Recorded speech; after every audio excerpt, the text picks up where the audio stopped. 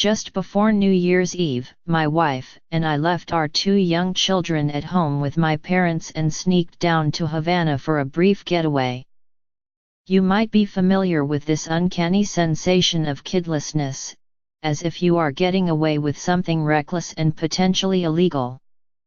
More than once, I felt as if we had discovered a cheat code that had opened a portal into a parallel universe. Suddenly, we were allowed to get a drink. We were allowed to sip this drink.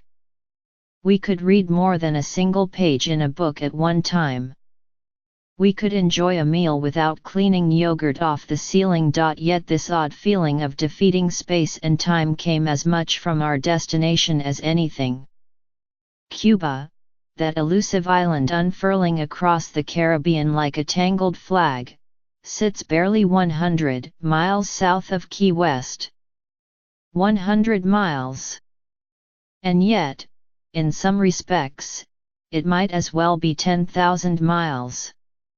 The country's complex identity is inherently bound up in the duality of this proximity, in its ability to feel both so close and yet so far away at the same time. Our visit came at a strange time for Cuban-American relations, as the country languishes in a period of post-Fidel, post-Obama uncertainty.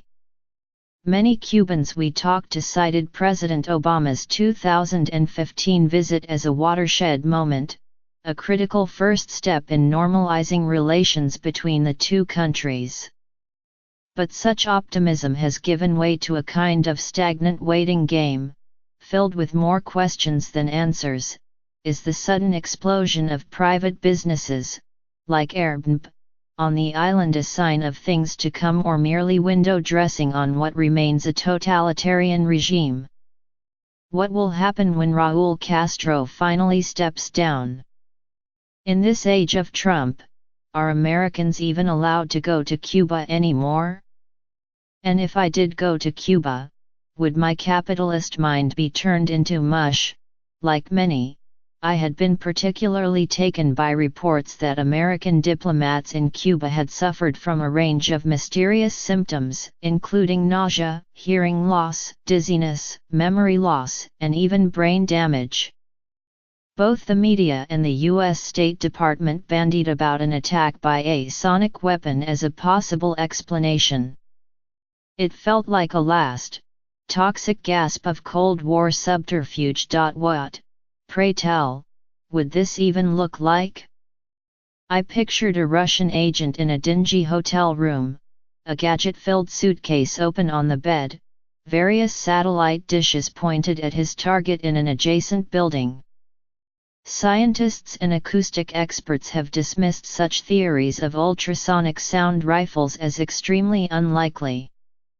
A more plausible hypothesis is that the diplomats were exposed to some kind of toxin. Still, sound as an all-pervasive, invisible weapon remains a primal fear of mine. I even wrote a novel in which a New Jersey teenager discovers a particular frequency, that, when played at exactly the right decibel level, has disastrous physical effects on his classmates.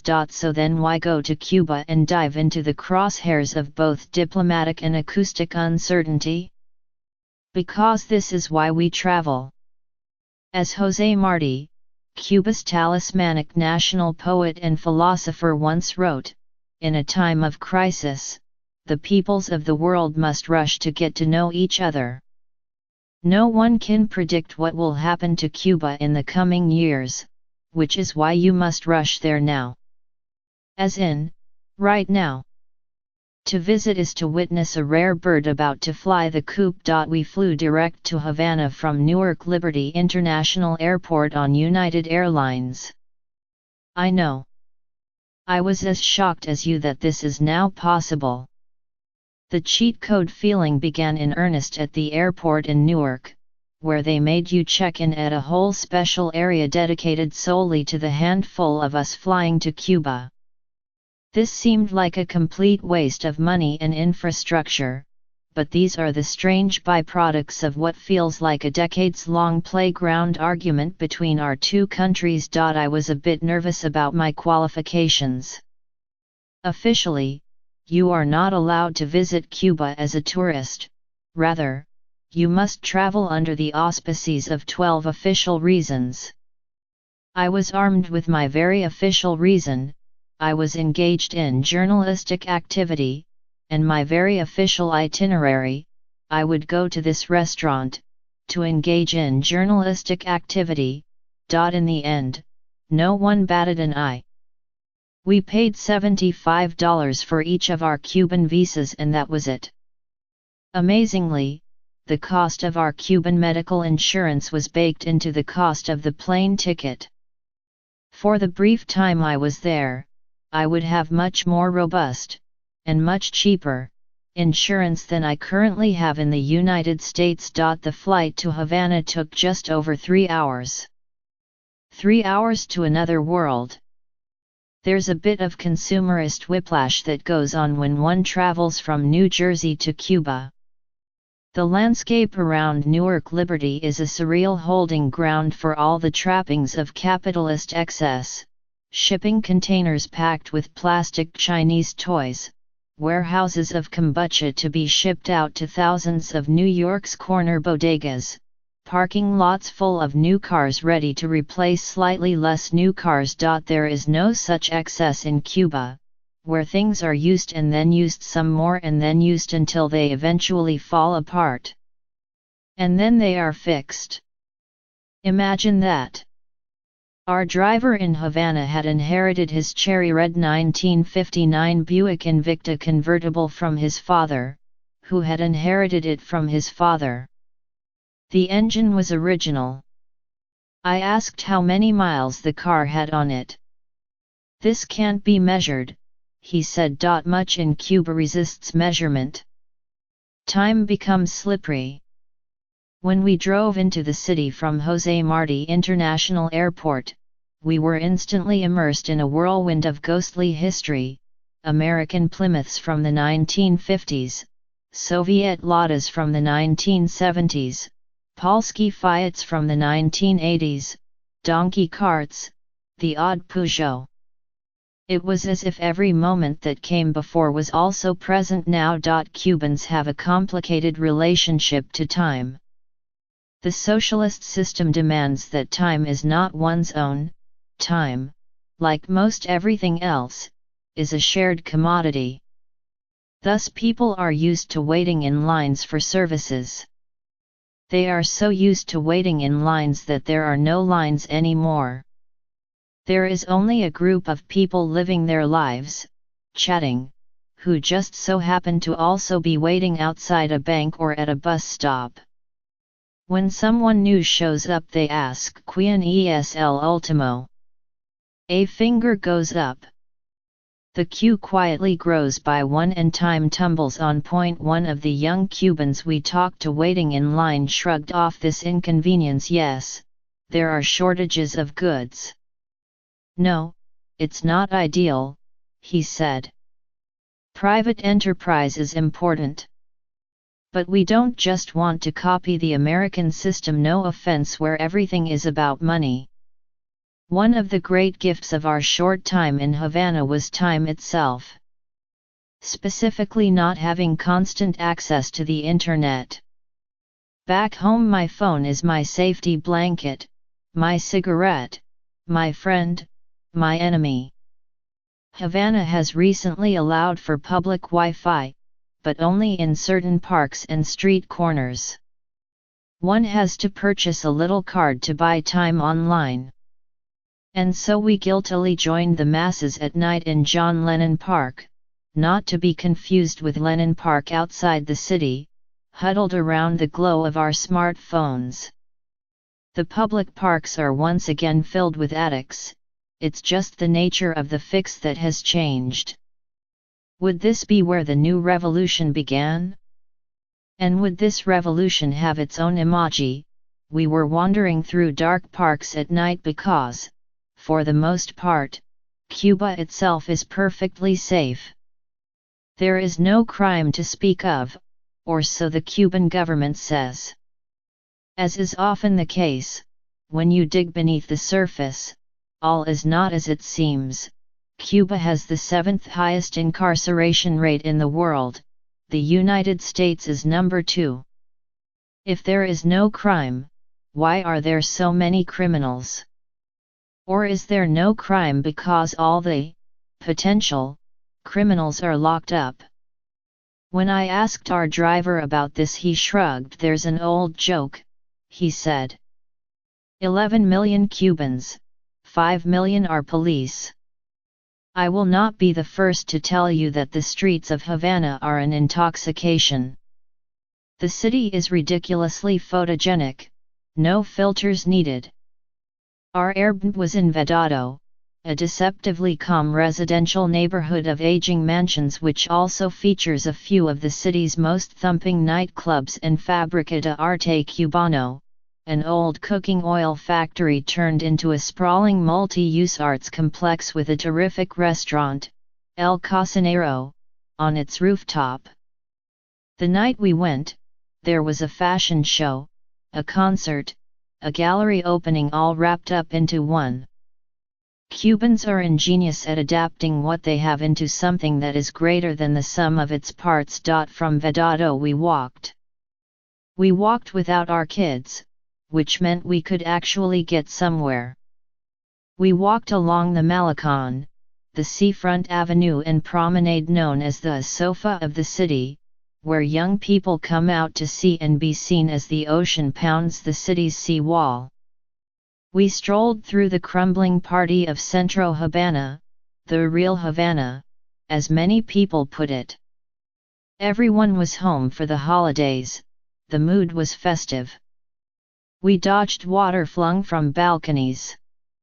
Men fixing cars. Cars fixing men.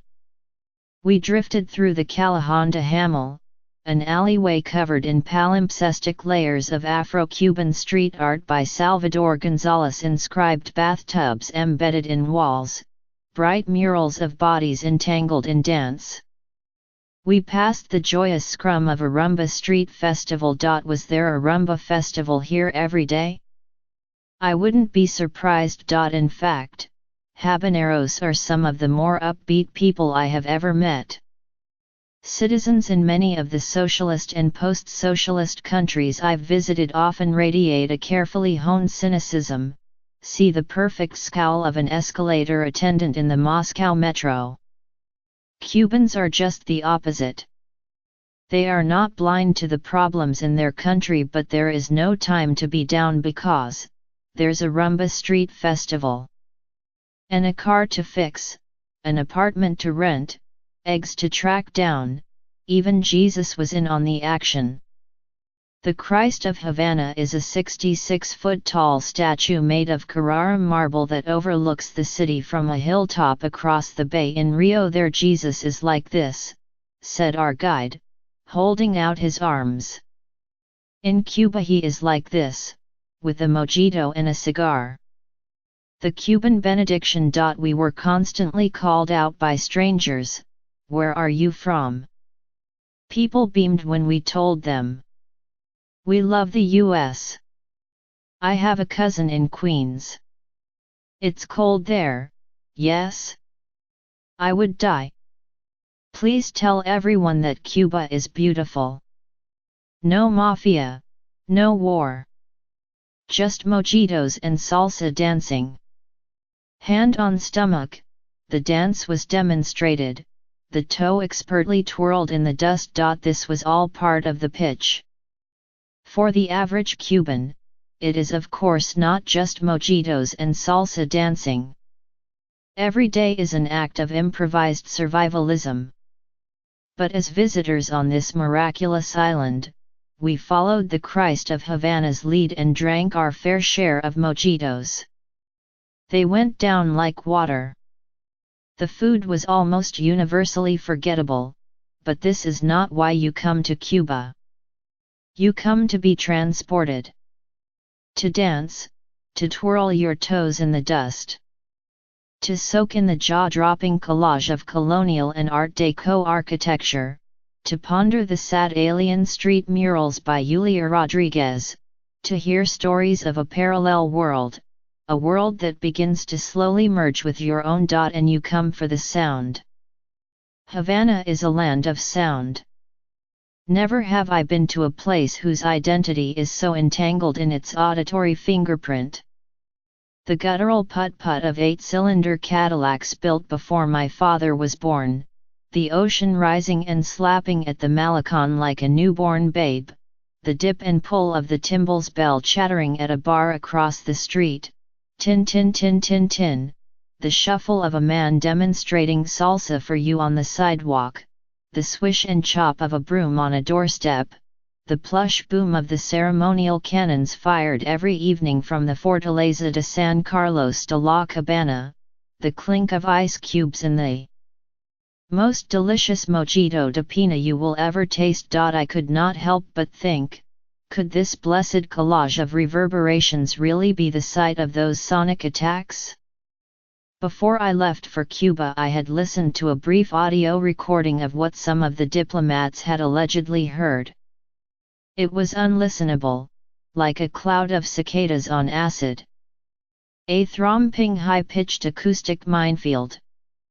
It cleaved open my consciousness, crushed my spirit, shut down all possibility. Sound can be terrifying. It can also be beautiful. Our last night in Havana we went to see the eternal Roberto Fonseca and his band Temperamento at the famous La Zorra y el Cuervo Jazz Club. To enter, you must wait in line before descending through a replica of a red British telephone booth into a small subterranean space. Mr. Fonseca and his bandmates slowly arrived one by one, greeting one another, testing their instruments, testing the wind, the mood. There was no rush. The music didn't start until well after 11 p.m. Yet when that first note was struck, everything seemed to fade away, the city, the island, the ocean, the world. We were floating. The drummer was humble, incorruptible, generous. He dove back and forth with Mr. Fonseca, who dashed up and down his keyboard like a gazelle.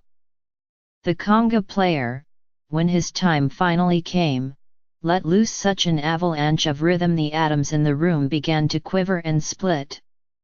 Tell me, is there a more ecstatic instrument than the conga drum? Jazz, when it is good, makes all possibilities seem possible. And yet whatever is played at the moment also feels perfect, intensely true. This is what was meant to be. When the song finally ended, the world came rushing back, changed, unchanged. We were in Cuba, still. We took a breath and began to applaud.